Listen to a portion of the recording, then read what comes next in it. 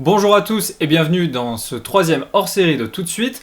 Ce sera le dernier à parler de la 3D au cinéma. Dans l'épisode précédent, nous avons abordé le passage à vide du relief au cinéma.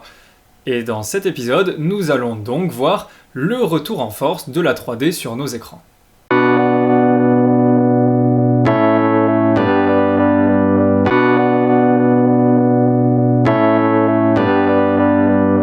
Les années 2000 sont arrivées avec leur lot d'inquiétudes au cinéma. L'apogée d'internet et donc du piratage, ainsi que l'arrivée des télés dont la définition commençait à concurrencer la qualité ciné, font questionner les producteurs sur de nouvelles façons d'attirer le spectateur en salle. La révolution commence en 2004 avec la sortie du Pôle Express de Robert Zemeckis. Comme moi, vous avez sûrement vu ce bon petit film de Noël en 2D dans votre cinéma. Mais il faut savoir qu'une version 3D du film a été diffusée dans les cinémas IMAX 3D, et ça a été un carton. Plus d'un quart des recettes du film a été réalisé sur ces versions relief. 2004 a aussi été pour moi l'année qui a déclenché mon amour pour cette technologie. En effet, le 14 avril 2004 est sorti Mission 3D Spy Kids 3 de Robert Rodriguez. C'est un des derniers films à avoir été diffusé en relief avec les lunettes rouges et bleues. Personne ne pouvait passer à côté des effets saisissants de ce film. Et il a justement été tourné avec la caméra HD Fusion de James Cameron, qui s'en servira quelques années plus tard pour faire des merveilles dans un film qu'on connaît tous. Ces résultats, plus que probants, ont encouragé les producteurs à croire en le potentiel de la 3D au cinéma. Mais il y a un souci, parce que maintenant, la 3D rouge et bleu, c'est terminé, on est passé au numérique. Et donc tous les cinémas doivent acquérir un projecteur numérique, et dans certains cas, pour quelques technologies, on a aussi besoin d'un écran métallisé. Et à l'époque, très peu de salles de cinéma traditionnelles en ont. James Cameron annonce à demi-mot qu'il se lance dans une nouvelle production titanesque qui donnera à sa sortie le départ d'un nouvel âge d'or de la 3D.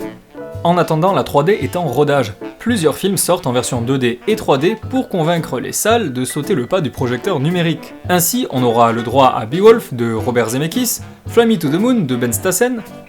Ben Stassen, c'est vraiment un maître du relief. Les cinémas ont eu le temps de s'équiper et donc en 2009 sort Avatar qui devient le plus gros succès de tous les temps et qui lance la vague de films 3D que l'on connaît aujourd'hui. Les producteurs s'accrochent tant bien que mal à cette mode en convertissant en 3D des films originellement prévus en 2D. Et c'est souvent un massacre. Le Choc des Titans, John Carter, Star Wars épisode 1 et des dizaines d'autres productions bâclées ont vite fait d'entacher la nouvelle réputation de la 3D. Heureusement, James Cameron et sa reconversion extraordinaire de Titanic a pu redonner ses lettres de noblesse à la reconversion en relief, en précisant bien que jamais une reconversion pourra égaler ou surpasser un film en 3D dite native. Les studios d'animation ne sont pas en reste puisqu'ils proposent leurs classiques en relief, et le très réussi Le Roi Lion 3D est une merveille, idem pour La Belle et la Bête et les Toy Story. Aujourd'hui, le relief a atteint sa vitesse de croisière et semble ancré dans nos habitudes cinématographiques.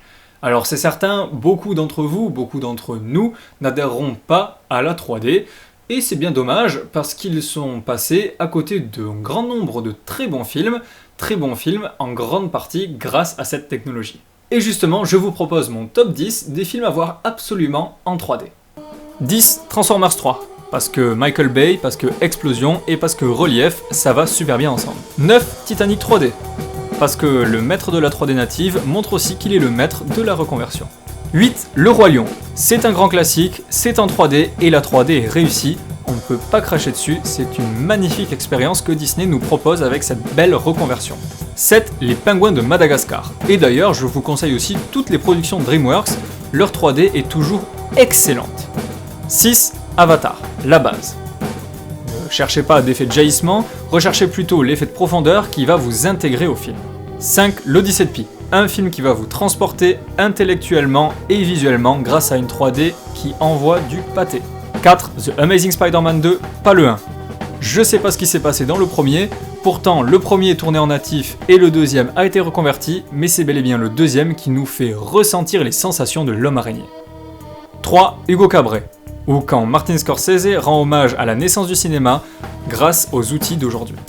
2. Gravity, parce que si vous voulez de la profondeur infinie, c'est bien dans l'espace qu'il faut aller.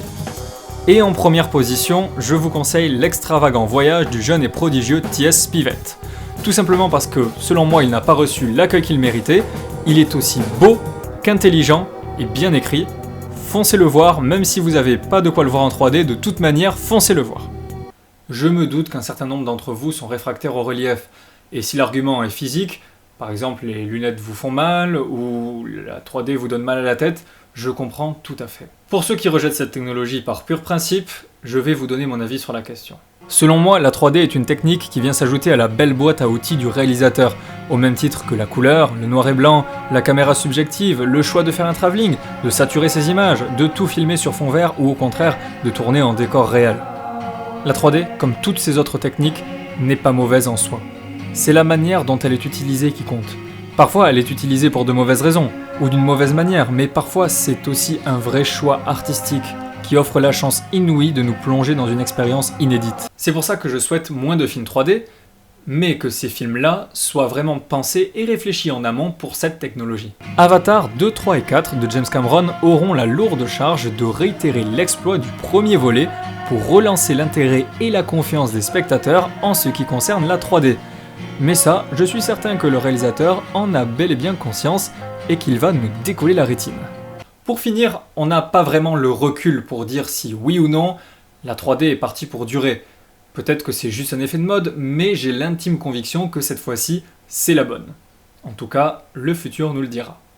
Et voilà, notre tour d'horizon de l'histoire de la 3D au cinéma est maintenant terminé, après 3 longs épisodes qui j'espère vous auront plu. Et d'ailleurs, si ça vous a plu, n'hésitez pas à mettre un pouce vert.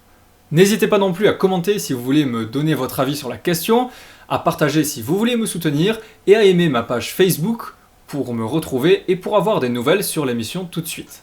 Et en attendant, je vous dis à très bientôt pour l'épisode 12 de tout de suite qui devrait arriver très prochainement. Ciao.